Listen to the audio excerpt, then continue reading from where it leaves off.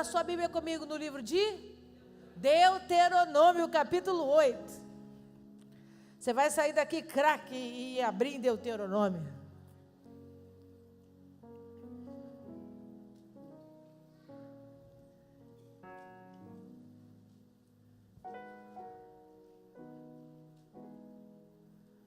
Deuteronômio capítulo 8. Eu vou ler a partir do verso 7.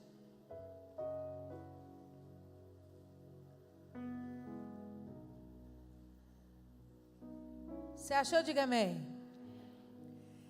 Assim diz a palavra do Senhor para nós essa noite.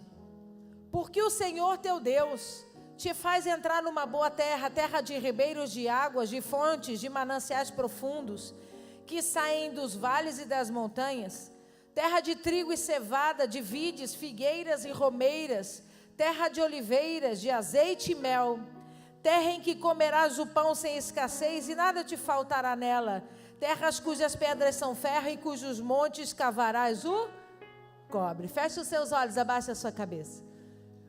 Poderoso Deus, em nome de Jesus, essa é a tua santa palavra.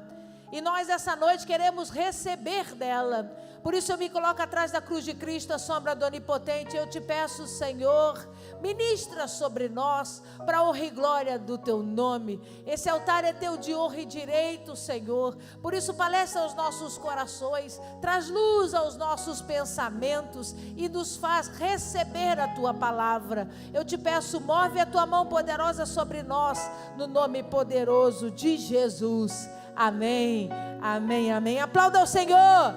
A Ele a honra, a glória e o louvor para sempre. Aleluia. Glória a Deus. Eu preciso explicar para você que não está fazendo a campanha, para que você possa se sentir parte integrante dela. Quando Deus fala através de Moisés que teria algo de especial para os seus filhos, Deus estava dizendo que para os filhos nada é encoberto. Então vou repetir. Os ímpios não entendem o que Deus tem para a vida deles. Não alcançam a plenitude das obras de Deus para a vida deles. Mas em todo o tempo, a Bíblia deixa claro tudo o que a palavra de Deus tem para entregar na vida dos filhos de Deus. Deus não esconde nada dos filhos. Tudo que é para nós, Deus fala. Tudo que é para nos entregar, Deus fala. Nós não podemos nos sentir perdidos. Não podemos nos sentir sem horizonte, porque Deus dá ordem. Deus explica. Deus traz luz para que nós, filhos, nos sentimos direcionados, cobertos e protegidos. Não caminhamos por uma terra onde não sabemos. Não andamos por caminhos despercebidos. Deus está sinalizando o tempo todo. É esse caminho que eu quero que você siga, porque eu tenho uma vida para te dar. Vida essa, cuja abundância e plenitude do Espírito virá sobre você. Vida essa, onde você vai experimentar a minha boa, perfeita e agradável vontade. Então, todo o período da Bíblia Sagrada, Deus faz questão de dizer: você entregou sua vida para Jesus, você confessou com a sua boca que Ele é Senhor, creu no seu coração, a Bíblia diz, Ele te institui filho. E a partir desse momento, começa um relacionamento, onde Ele começa a dizer para mim e para você: ei, eu tenho um lugar, onde eu vou mudar a sua vida. Eu tenho um lugar, esse lugar não é físico. Ele não está falando de 4 paredes. Ele está falando de um estado que viveremos e experimentaremos de coisas poderosas no Senhor. Um lugar de calmaria, de paz, de regozijo, de honra. Um lugar onde o Senhor vai mudar verdadeiramente a minha história e a sua história. E esse lugar não é no céu não, amigo. Você não vai precisar morrer para experimentar disso. Porque é tudo aqui nessa vida. A gente acerta as contas, é aqui mesmo. Tudo que a gente plantou, a gente colhe, porque a Bíblia diz, de Deus não se zomba. Tudo que o homem plantar, certamente é aqui, não tem outra vida não. O que Deus está dizendo é, na medida que você decidiu consertar, na medida que você veio para caminhar comigo, agora eu escrevo a nova história, agora eu começo a nova história, e eu vou sinalizar para você toda ela, porque meu filho não fica debaixo de engano. E aí ele começou, né, através, para nós, desse texto da Bíblia Sagrada, através da liderança de Moisés, a mostrar para o povo que a terra que Deus tinha para eles, era um lugar pleno. Era um lugar que tinha tudo o que eles precisariam. E é assim, amigo, o lugar que Deus tem para você, não é um lugar, e a nossa cabeça pensa assim, né? Um lugar de muito dinheiro e riqueza. Não, porque eu conheço muita gente que tem dinheiro e não é feliz. Eu conheço gente que tem muito dinheiro e não tem sonhos. Não realizou sonhos. Por quê? Porque nada não está baseado no dinheiro. Deus está dizendo, o lugar que eu tenho para você é um lugar de plenitude, onde você vai experimentar coisas e as pessoas vão olhar e vão dizer, como pode você viver essa história? Como pode você experimentar disso tudo? Porque não estão acostumadas a ver Deus criar terras diferenciadas para os seus filhos, porque os seus olhos só se movem em função de bênçãos financeiras, de coisas voltadas a isso. Você está me alcançando? Diga amém. Então Deus começa a falar com Moisés e diz para ele, essa terra é uma terra maravilhosa, de muitas águas, águas de diferentes espécies. E aí ele explica no versículo 7, eu já falei disso uma vez em uma campanha, tem significados espirituais poderosos também. Mas no versículo 8, ele fala de frutos, espécies, e cada fruto desse representa uma bênção. É como se Deus estivesse dizendo, o lugar que eu vou levá-los é uma terra muito boa, e deixei lá para eles 7 bênçãos específicas, onde eles vão desfrutar dessas experiências, onde eles vão colher essas experiências. Amém ou não amém? E é por isso que a Bíblia diz, no versículo 8, terra de trigo. O trigo é o fruto da renúncia. Terra de cevada, cevada é o fruto do resgate. As videiras, videiras é o fruto da cumplicidade. Terra de figueiras, a figueira é o fruto da proteção. E hoje nós vamos falar das romeiras. Romeiras é a árvore que dá a romã, graças a Deus, aleluia. Porque se desse qualquer outra eu ia ficar preocupado. Da romã. A romeira é uma árvore que não alcança grandes alturas. A estatura média da romeira é 4,5 metros de altura. Seus troncos são bem grossos. E entre os troncos, entre os seus galhos, espinhos altos e bem cortantes. É uma árvore cujas folhas são em forma de lança, ela é estreitinha e comprida. Suas flores são avermelhadas. E o fruto da romeira, que é a romã, graças a Deus, parece uma maçã. Olha, observa, parece uma maçã, só que com uma coroa. Viu?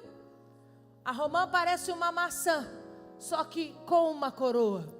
Característica importante desse fruto, a sua casca é extremamente rígida, dura, mas ao mesmo tempo fina. Olha a diferença da cor avermelhada para a parte branca de dentro, tá vendo?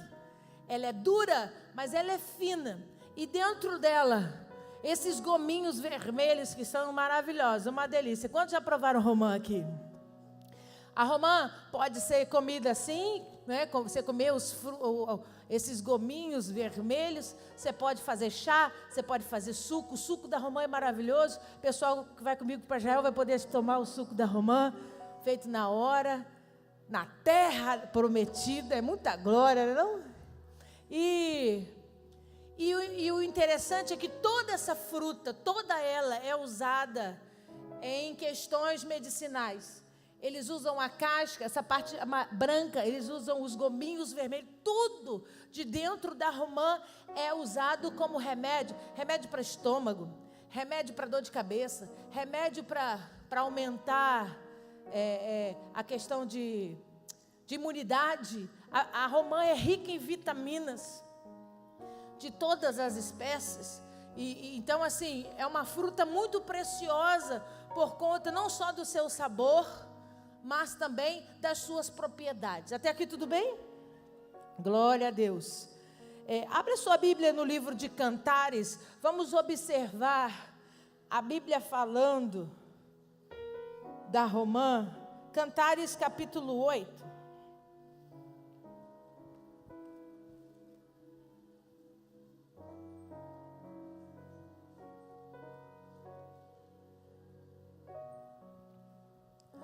Cântico dos Cânticos, ou livro de Cantares, capítulo 8, eu quero ler o verso 2.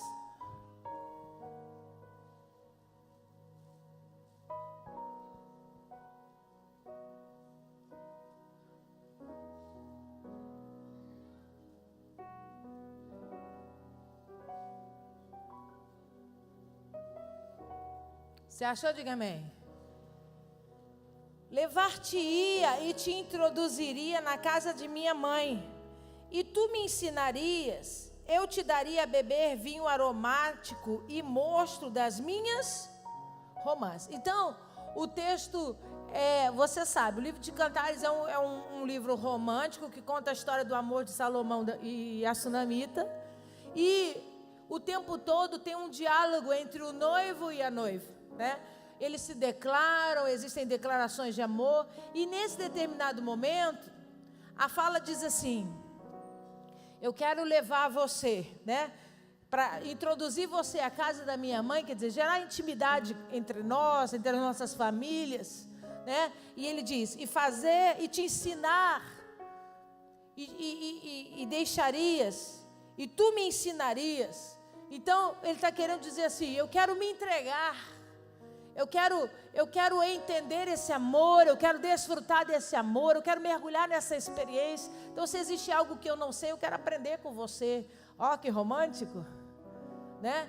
Eu quero construir esse amor junto. É isso que o texto diz. Aí observe o que ele fala na frente. E eu te daria a beber vinho aromático e mosto das minhas romãs. Então, a bebida da romã, o suco da romã que se fazia, era uma bebida especial, diferente do suco da uva, da videira, que era celebrada em festas religiosas, né, como o Shabat, como as festas que Deus ordena que sejam celebradas na Bíblia Sagrada. A bebida da romã era uma bebida para ser usada numa ocasião especial. Quantos, não precisa se entregar não, para não ficar feio para você, mas quantos aqui já ouviram falar em vinho rosé? Levanta a mão. Então, o vinho tinto, o vinho branco e o vinho rosé, que é aquele que a cor, né, do líquido é rosado, clarinho. Esse mosto, esse vinho que ele diz, produzido a romã, é como se fosse um vinho rosé, né? Um vinho para ocasiões especiais. Então, deixa claro que ele era usado, não só como suco, mas uma bebida que se era permitida a fermentação dela para se transformar em vinho para momentos especiais, para um jantar especial. Você está me alcançando? Diga amém. Glória a Deus por isso. Abre a sua Bíblia lá comigo em Números, capítulo 20.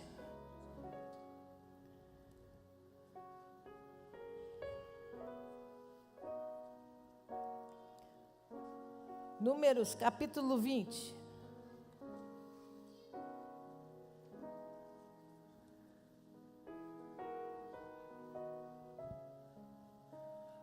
Verso 5.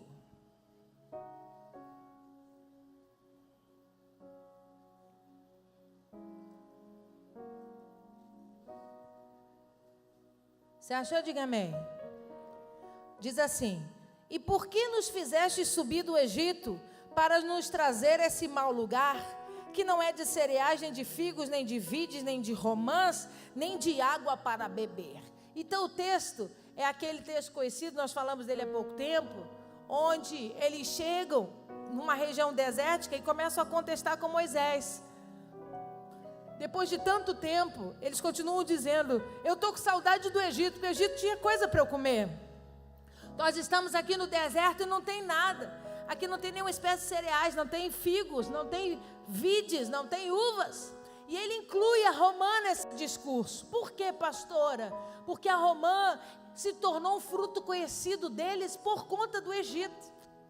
O Egito usava muito a romã, como suco, como bebida, como forma de remédio.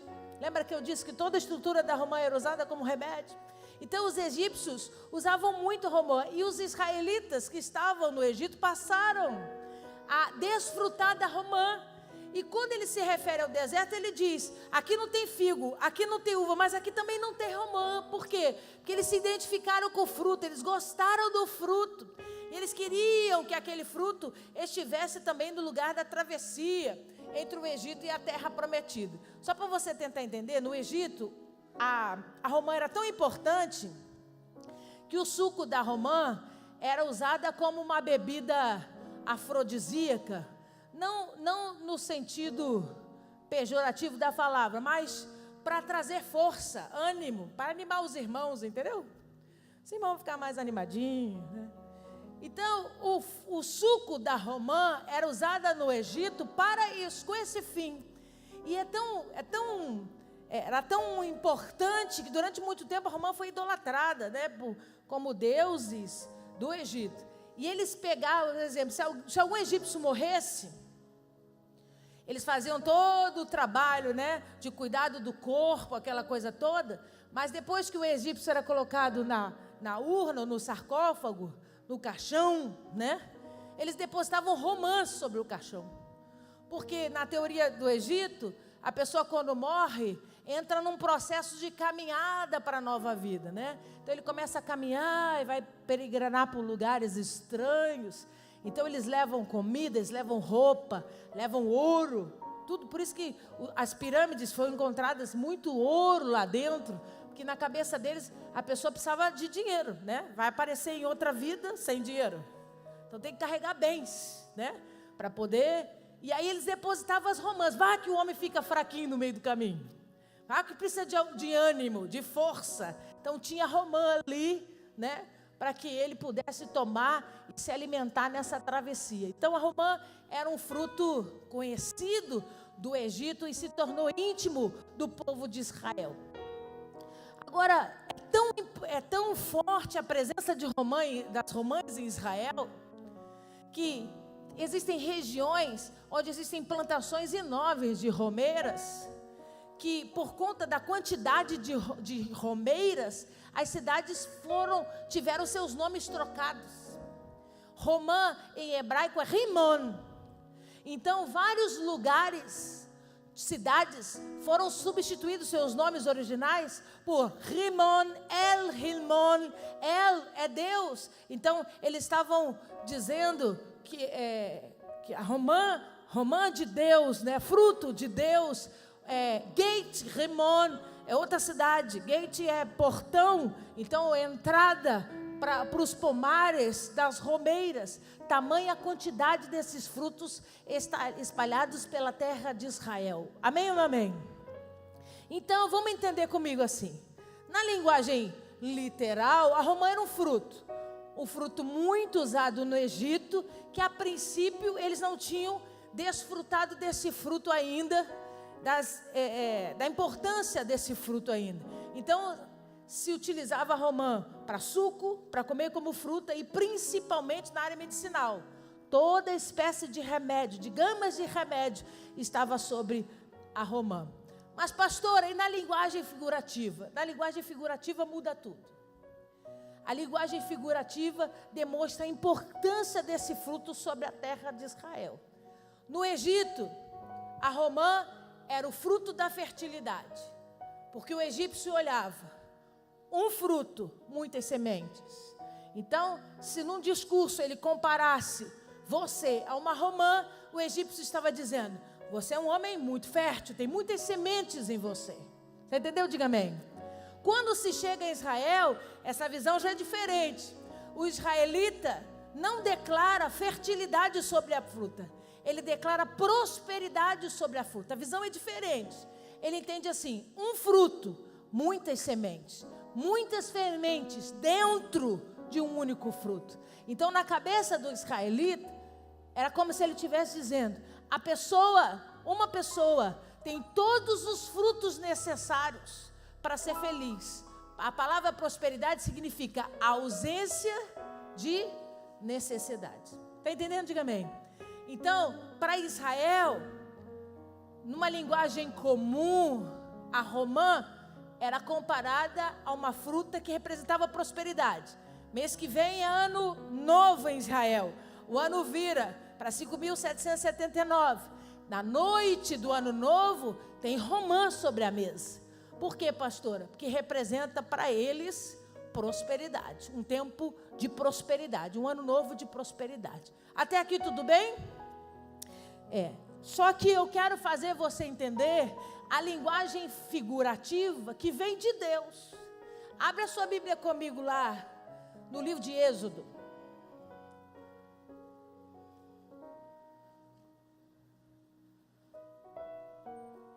Êxodo, capítulo 28.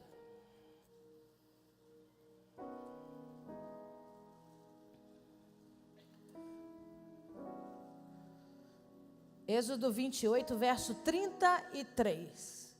Vamos ler juntos, eu quero só explicar algo antes.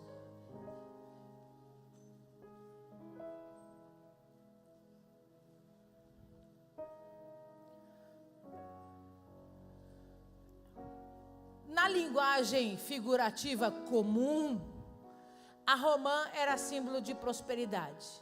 Para Deus e para os homens de Deus, não representava só isso. Existe um ditado comum entre o mundo religioso, entre os sacerdotes, entre os rabinos, onde eles usavam uma expressão em hebraico chamada Malé-ka-rimon. Malé-ka-rimon, M-A-L-L-E-K-A-rimon, que é romã, R-I-M-O-N. Essa expressão em hebraico significa um homem cheio como uma romã. Então, se eu chegasse para você, eu sou uma pessoa religiosa, de âmbito religioso, sacerdote, eu chegasse para você e dissesse: você é um homem cheio como uma romã, eu estava dizendo que você foi criado para ter dentro de você tudo aquilo que Deus programou. Você é cheio de sementes que Deus te deu. Então, quando ele diz: espero que você seja um homem cheio, como a romã é cheia dessas sementes, ele está dizendo que você esteja pronto para viver tudo o que Deus tem para você viver. Porque Deus nunca nos dá coisas para experimentar que estejam fora de nós. Tudo que Deus tem para fazer na nossa vida está dentro de nós, como sementes. E se eu posso enxergar a sua vida como uma romã cheia de sementes, eu sei que tem muito de Deus aí para ser dado, que tem muito de Deus aí para ser entregue. Você entendeu o que eu disse? Então a romã, na linguagem espiritual, o significado dela era muito mais profundo do que apenas prosperidade. Outro detalhe importante é que a romã madura, ela tem 613 sementes, exatamente o número das leis no Antigo Testamento. É como se Deus estivesse dizendo que conhecer um homem pleno é um homem que está cheio de mim, é cheio daquilo que eu creio, é cheio daquilo que eu gosto, é cheio daquilo que faz bem para mim. Um homem cheio, como uma romã, é um homem cheio daquilo que Deus derramou sobre a sua vida. Amém ou não amém? Então vamos ler o que está escrito em Êxodo 28.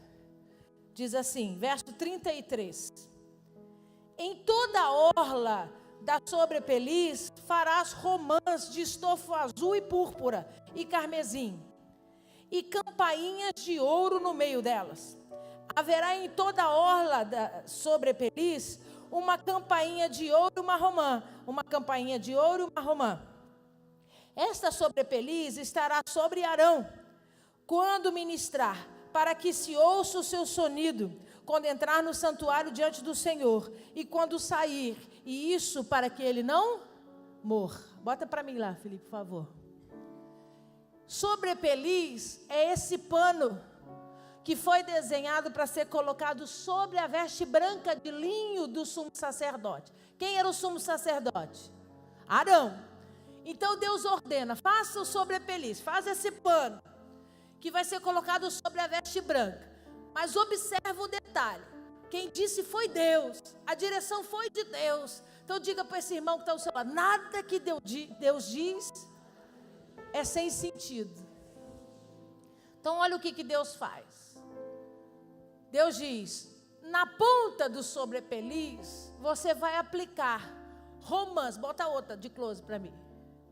Romãs feita de linho, carmim, púrpura, tá vendo? A romã gordinha com a coroa para baixo, tá vendo? Observando?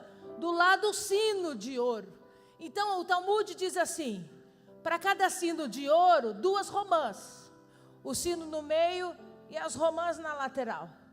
Por que Deus ordenou que um símbolo que teoricamente para os israelitas significava prosperidade estivesse sobre a veste do sacerdote? Por que Deus traz a referência do fruto para as vestes de alguém extremamente importante? O sumo sacerdote era responsável para entrar lá e pedir perdão a Deus pelo pecado do povo. O sumo sacerdote entrava lá para ouvir a voz de Deus e a direção de Deus.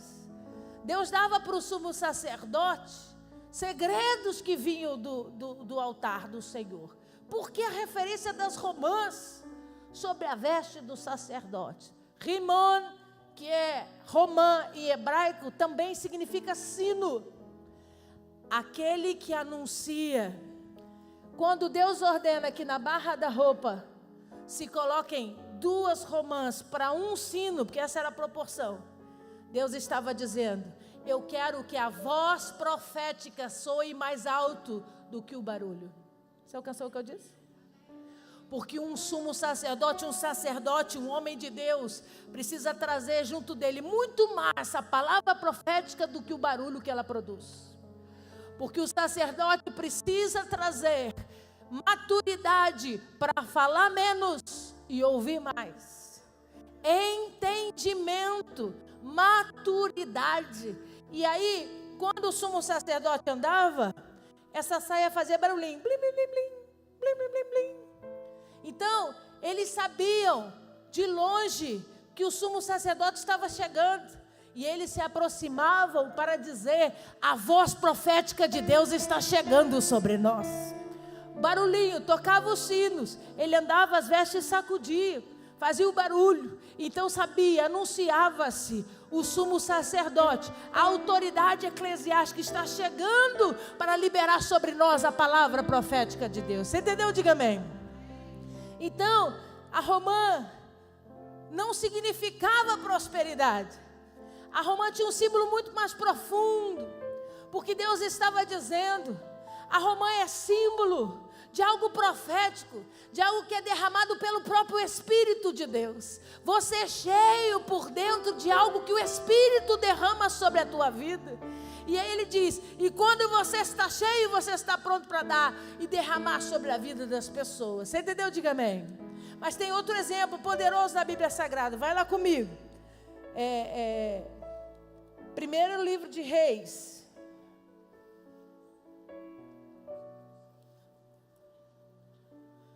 Primeiro livro de Reis, capítulo 7.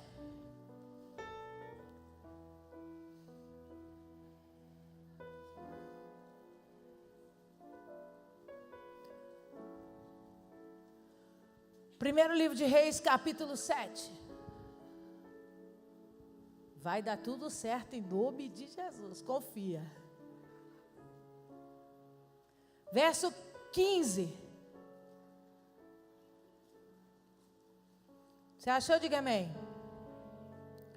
1 Reis 7, verso 15, diz assim: formou 2 colunas de bronze, a altura de cada uma era de 18 côvados, e um fio de 12 côvados era a medida da sua circunferência. Também fez 2 capitéis de fundação de bronze, para pôr sobre o alto das colunas, de 50 côvados. Era a altura de cada um deles. Havia obra de rede e ornamentos torcidos em forma de cadeia, para os capitéis que estavam sobre o alto das colunas. 7 para um capitel e 7 para o outro. Fez também romãs em 2 fileiras por cima de uma das obras de rede, para cobrir o capitel do alto da coluna. O mesmo fez com o outro capitel. Os capitéis que estavam no alto das colunas eram de obra de lírios, como na sala do trono, e de 4 côvados. Perto do bojo, próximo à obra da rede, os capitéis que estavam no alto das 2 colunas tinham 200 romãs, dispostas em fileiras e ao redor, sobre um e sobre o outro. Depois levantou as colunas do pórtico do templo. Tendo levantado a coluna direita, chamou-a de Jaquim. Tendo levantado a coluna esquerda, chamou-a de Boaz. No alto das colunas estava a obra de lírios, e assim se acabou a obra das colunas. Então, observa que esse texto que nós lemos é a direção de Deus para a construção do templo de Salomão. Deus deu todos os detalhes da construção do templo. Deus disse o tecido que Ele queria que usasse, a madeira que Ele queria que usasse, como as disposições da construção do templo. Então o texto que nós lemos fala da construção de 2 colunas. Põe lá, olha lá. As colunas principais da entrada do templo de Salomão. E a Bíblia diz da altura delas, dá o formato que elas foram feitas, mas olha o cuidado de Deus. Deus diz assim, sobre os capitéis, que é essa parte mais gordinha lá no alto, que encontra o teto, tá vendo? Que a coluna desce igual, mas lá em cima tem uma parte mais gordinha. Essa parte chama capitel, essa parte toda foi decorada com 200 romãs cada um. 200 a primeira coluna, 200 a segunda coluna. E aí ele diz, não só romãs, mas lírios também. O lírio simbolizava a santidade, a pureza. Mas pastora, por que Deus colocou as romãs nas colunas principais do templo? Deus estava dizendo que a casa dele tinha como sinal a prosperidade? Sim ou não? Não. Deus estava dizendo muito mais profundo do que isso. Ele diz, criaram-se 2 colunas. Sobre os capitéis eu ordenei que desenhassem 200 romãs em cada uma delas. Todo o contorno da parte superior da coluna tinha desenhos de romãs. E observa, ele diz, uma coluna ele chamou de Jaquim, e a outra coluna ele chamou de Boaz. Jaquim é a coluna da direita, e Boaz é a coluna da esquerda. Por que Deus deu nome à coluna? Parece coisa de maluco, né? Por conta do significado da palavra em hebraico. Jaquim significa Ele estabelecerá. Então tinha uma coluna na entrada do templo que dizia para as pessoas, Deus estabelecerá. E a outra coluna chamada Boaz dizia, nele está a força, que é o significado da palavra Boaz. Então, quando se entrava no templo, tinham 2 mensagens. Ele estabelecerá e nele está a força. Então, Deus está dizendo, aprenda, antes de entrar, que quem sustenta sou eu e que tem a força também sou eu. Tudo que está construído em volta está sobre as 2 colunas. Eu estabeleço e eu te fortaleço. Eu estabeleço e eu te fortaleço. Aí Deus diz, essas colunas são referências a mim. As ações que eu vou fazer sobre a vida do povo. Mas observa, eu mandei que elas fossem ornadas. Eu mandei que elas fossem decoradas na parte alta. Decoradas com? Era Deus dizendo para mim e para você. Os meus sacerdotes, os meus verdadeiros sacerdotes. Eu preciso abrir o parágrafo e dizer para você. Se você entregou sua vida para Jesus, o Jesus disse: eu vim para fazer de vós reis e sacerdotes. Todos nós nos tornamos sacerdotes diante do Senhor. Deus estava dizendo: quando os meus sacerdotes entendem que sou eu que sustento e que em mim está toda a força, eu faço questão de apresentá-los. Eu faço questão que a beleza da minha coluna seja a representação da vida deles. Olha o que Deus está dizendo. Quando você entende que Ele que sustenta, quando você entende que Ele que tem a força, Ele permite que a sua vida seja glória para o nome dEle. É por isso que Deus pediu para que as romãs fossem colocadas nos capitéis. Todo mundo que olhava a coluna, olhava as romãs no alto dela. É assim, amigo, que vai acontecer com a minha vida e a sua vida. Toda vez que as pessoas olharem a obra de Deus, o mover de Deus, o Deus agindo no meio do seu povo, eles também vão enxergar os homens e as mulheres de Deus que têm feito a vontade do Senhor. Não, as romãs não representam mais prosperidade. Agora as romãs representam o sacerdote que decidiu cumprir a vontade de Deus, que decidiu viver a vontade de Deus. Por quê, pastora? Porque como a romã, bota a foto lá para mim. Como a romã, nós também aprendemos a ter casca dura. Pastor, o que isso significa? Significa que não tem praga, não tem bichinho, não tem frio, não tem calor, nada impede a fruta, prejudica a fruta de crescer, de dar continuidade e de ir até o fim na sua maturidade. Por quê, pastora? Porque o mundo exterior não tem influência sobre ela. Ela é casco duro. Ela não é crente mimimi, que qualquer coisinha, eu não quero mais ir para a igreja, eu não quero mais seguir Jesus. Por quê? Porque o fulano falou de mim, porque o ciclano me magoou, porque o fulano não responde as minhas mensagens. Você está parecendo mais laranja do que romã. Que a laranja, se você apertar, espirra, já viu? Você aperta a casca e faz... Que é crente molhadinho, cheio de frescura, cheio de mimimi. Sacerdote do Senhor é casca dura. Ninguém pode me separar do amor de Deus. Nem o vale, nem as montanhas, nem a guerra, nem a luta. Nada pode me separar do grande propósito de Deus sobre a minha vida. Aleluia! Vira para esse irmão que está ao seu lado, diga para ele: 1000 cairão ao teu lado. Diga para ele: 10.000 à tua direita. Diga: mas eu, casca dura. Você entendeu o que eu disse? Rimon. Você é romã de Deus. Deus te forjou para isso. Os menores frutos da romeira também contêm sementes dentro de si. Só o fruto maduro chega a 613, mas os menores também têm sementes. Pastor, o que a senhora está dizendo? Que não é, amigo, o teu tempo de casa.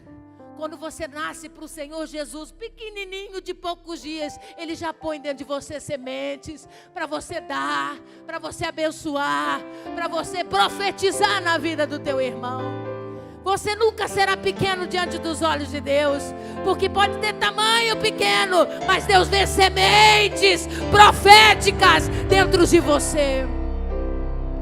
Outro detalhe importante da romã: a casca é dura, você já entendeu. Mas qual que é a outra característica? Ela é fina. Por que ela é fina? Olha lá como ela é fininha. Porque o sacerdote maduro do Senhor entende: tudo que Deus botou dentro é para eu derramar. É fácil quebrar é fácil abrir para se alimentar do fruto. Ele não tem problema em dar, não tem vaidade dentro dele. Ele já entendeu. Deus me encheu para eu derramar, Deus me encheu para eu profetizar, Deus me encheu para eu entregar e anunciar as obras do Senhor. Uma vez eu ouvi uma conversa, terminei o culto, uma pessoa me procurou uns anos atrás e ela disse assim para mim: eu, se fosse a senhora, mudava a sua pregação. E eu disse: por quê? Ela disse: porque os novinhos na fé não alcançam. E eu disse para ela: ô irmã, deixa eu fazer você entender. Aquilo que Deus colocou dentro é para eu derramar. E eu vou tentar de toda a minha forma e meu coração explicar o máximo que eu puder, para que eles alcancem a verdade que Deus tem colocado dentro de mim. Mas eu não vou deixar de alimentá-los só porque eles são novinhos. Eu não vou deixar de dar a eles os segredos da palavra só porque eles começaram agora. Se Deus me deu, a voz profética tem que sair. Se Deus entregou, ela tem que alcançar, porque esse é o propósito de Deus. Então, amigo, a Roma madura, o sacerdote de Deus é aquele que já aprendeu. As coisas exteriores não vão roubar o que Deus plantou em mim. Pode todo mundo desviar da tua casa, você é casca dura. Deus me deu, Deus depositou, não negocio, não vou perder, preciso cumprir o propósito que Deus fez na minha vida. E todo aquele que se aproximar de você para comer do fruto, você só faz assim, ó, clique, fácil, e se abre e se entrega, porque de graça foi dado, de graça será entregue. Os frutos que estão dentro de nós, no tempo da maturidade, chegam às 613 leis. Então Deus está dizendo, à medida que nós estamos caminhando com Deus, à medida que nós estamos nos relacionando com Deus, nós vamos depositando dentro de nós mais conhecimento, mais observância daquilo que agrada e do que desagrada, mais cuidado com aquilo que realmente atrai os olhos e a mão poderosa de Deus. Deus está colocando dentro de nós aquilo que o povo precisa. Por que que Rimon em hebraico significa sino? Porque sino é aquele que anuncia. Essa é a função do sacerdote: anunciar as boas novas, anunciar a vontade de Deus, anunciar a verdade de Deus. A profecia, ela se manifesta corrigindo, exortando, consolando, edificando. Não importa a forma como a profecia vai ser usada, ela precisa ser usada. É por isso que, por muitas vezes, o inimigo tem acovardado homens e mulheres. Porque Deus ministra em você, Deus entrega em você e você fecha a tua boca. Você diz: eu sou pequeno demais, eu não tenho para dar.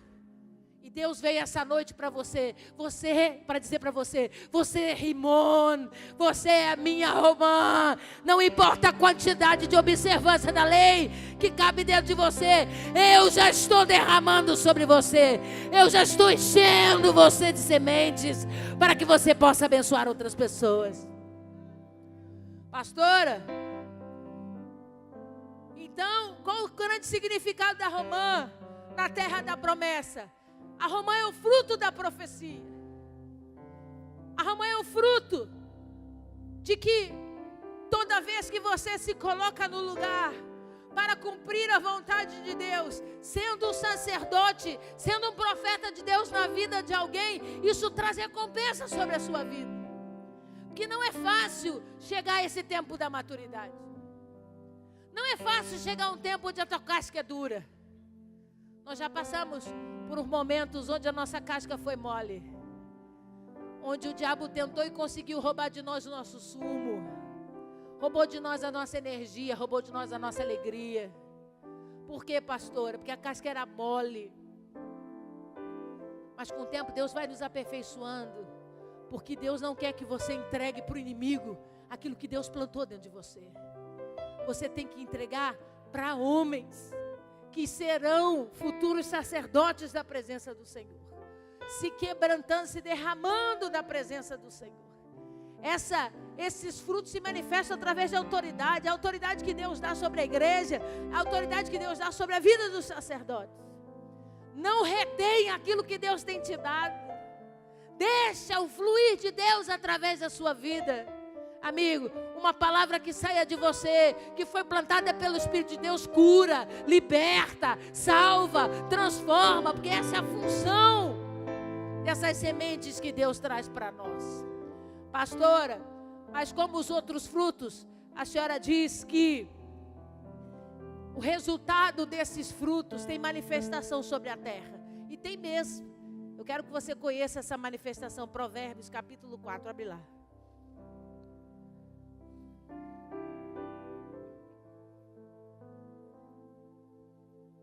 Provérbios capítulo 4.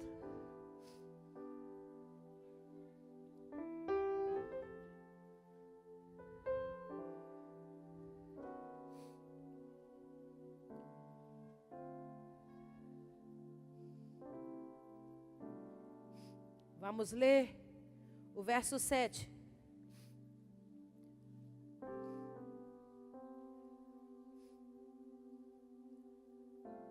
Você achou? Diga amém. Você achou mesmo? Diz assim: o princípio da sabedoria é: adquire a sabedoria, sim, com tudo o que possuis. Adquire o entendimento. Estima, e ela te exaltará. Se abraçares, ela te honrará. Dará à tua cabeça um diadema de graça. Então olha aqui para mim. Deus está dizendo: da mesma forma que eu coloquei uma coroa sobre a Romã, eu vou colocar uma coroa sobre os meus sacerdotes. E o fruto da profecia traz sobre a vida deles reconhecimento. Porque a obra é vista, a coluna é vista, mas o adorno sou eu e você. É a minha vida, é a sua vida, debaixo da direção de Deus. Ser um remã, ser uma romã diante do Senhor é entender, amigo, que você é voz profética de Deus. Que Deus vai usar você com o que você tem. Eu conheço uma irmã, alguns aqui conhecem essa irmã, e ela não tinha instrução, ela não tinha escolaridade. Mas amigo, quando Deus pegava ela na profecia, ela falava tão bonito. Ela falava palavras em português que nem a gente sabia o que significava. Por quê? Porque Deus dava a ela os frutos para ela manifestar. Não eram delas, entende? Não era dela. Então Deus colocava dentro aquilo que Ele queria que ela transbordasse. Na hora que Deus usava ela na revelação e na profecia, ela falava de coisas, amigo, nós ficávamos assim, de boca aberta. Por quê? Porque Deus é que coloca esses frutos dentro de nós. Não se engane, não é a sua sabedoria, não é o seu intelecto, não é a sua busca por conhecimento. A sabedoria de Provérbios capítulo 4 é que vem de Deus, é que desce do alto. Busca esse entendimento, porque essa sabedoria aí, Ele diz, estima ela, quer dizer, pega nela, traz ela para perto, não larga ela não, porque essa sabedoria aí é que vai levar você a ser coroada pelo próprio Deus. Pastora, o que a senhora quer dizer essa noite para nós? Eu quero dizer que por muitas vezes a Romã foi confundida com prosperidade, quando na verdade era instrumento da voz profética de Deus sobre a terra. E é dessa mesma forma que a igreja do Senhor tem sido confundida. Os homens têm enxergado a igreja como Romã, que gera prosperidade, ao invés de ser a igreja que gera a palavra profética de Deus sobre a terra. Cabe a mim e cabe a você mudar esse destino. Cabe a mim e a você manifestarmos a verdadeira voz profética de Deus sobre a terra, revelando o poder desse fruto, para que as pessoas enxerguem o que Deus quer que elas enxerguem. Amém ou não amém? Vira para esse irmão que está ao seu lado e diga para ele: você é a Romã que decora a coluna de Deus. Diga para ele: você é aquilo que glorifica a obra do Deus Altíssimo. Quantos aqui são romãs no Senhor? Aleluia! Fique de pé no seu lugar. Chamar os levitas, os nossos oficiais, pastores, aqueles que estão autorizados a orar na quinta-feira, na terça-feira. Você vai entender essa noite que existem mais propósitos sobre a sua vida do que você pode imaginar. Jesus não chamou você, presta atenção aqui em mim. Jesus não chamou você apenas para mudar sua vida. Se fosse só isso, estava bom, amém ou amém? Se Jesus nos chamasse apenas para mudar a nossa vida, já estava valendo a pena. Mas não foi para isso que Ele nos chamou. Ele mudou a nossa vida para a gente mudar a vida de outras pessoas. Para que Ele pudesse usar as sementes que Ele tem depositado em nós, para servir de remédio na vida das pessoas. Olha o que eu vou dizer. O verdadeiro sacerdote, o sacerdote maduro, tira remédio de toda a sua estrutura. Ele cura as pessoas através do seu casco duro. Porque ele ensina os fracos, os tímidos, a se fortalecerem na fé. Ele ensina com a sua maturidade que tudo que Deus dá é bom e que não pode ser retido. Eles ensinam os meninos que estão crescendo debaixo de arrogância, de vaidade, a entenderem: se Deus deu, é para dar, não retenha. Ele ensina que tudo aquilo que tem dentro dele, toda a valorização da lei, do conhecimento de Deus, da sabedoria de Deus, não é para ele. Tudo que Deus me dá não é para mim. A casca tem que quebrar para o fruto ser manifestado sobre a terra. Tudo que Deus tem colocado em você não é para você. Então escuta o que eu estou dizendo essa noite. Não retenha o que Deus tem colocado dentro de você. Deus quer usar a sua boca como voz profética. Deus quer usar o conhecimento que Ele tem dado através do Espírito. Não feche a tua boca. Seja canal de Deus. Você é romã de Deus dentro da sua célula. Você é romã de Deus nos discipulados. Você é romã de Deus no seu trabalho. Se abra e deixe os frutos se manifestarem. Não se cale. Você é sacerdote do Deus vivo. Você é profeta de Deus. Quem é que pode te medir essa noite, amigo? Quem é que pode te medir essa noite? Tem semente aí dentro brotando, para que você entregue e derrame na vida dos teus irmãos. Levanta a sua mão direita ao céu e diga: eu sou profeta de Deus sobre a terra. Diga: eu carrego dentro de mim as palavras que anunciam as obras de Deus. Diga: eu estou pronto a dar tudo aquilo que Deus tem me dado.